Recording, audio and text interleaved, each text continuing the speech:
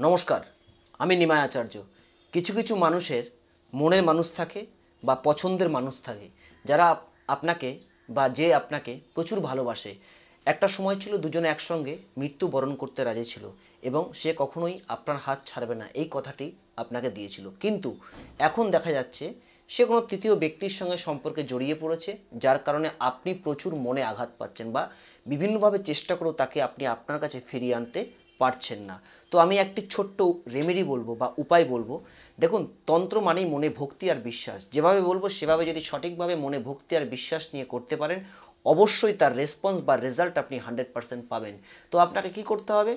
11টা আতপ চাল নিতে হবে, যেগুলো ভাঙা নয়, খণ্ডিত নয়, অখণ্ডিত আতপ চাল আপনাকে 11টা নিতে হবে এবং একটু হলুদ আর একটু কেশর একটা বাটিতে জল নিয়ে তাতে গুলিয়ে নেবেন। তার মধ্যে চালগুলোকে দিয়ে আপনি চালগুলোকে চুবিয়ে তুলে একটু রোদে হালকা শুকিয়ে নেবেন।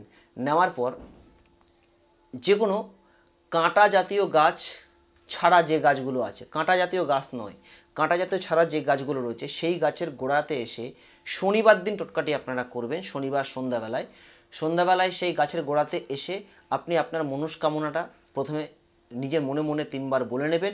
বলে একটি করে আতপ চাল আপনি এই 3 আঙুল দিয়ে ধরবেন এবং এই মন্ত্রটি জপ করবেন। মন্ত্র ওম হ্রিং ক্লিং বশীকরণায় রুদ্রায় অমুক সহা।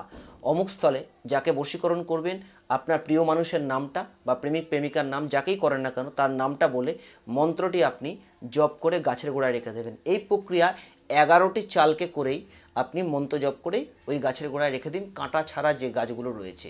ব্যাস রেখে দিয়ে পেছন দিকে তাকাবেন না, সোজা আপনি ঘরে চলে আসবেন এবং একদিন নিরামিষ খাবেন।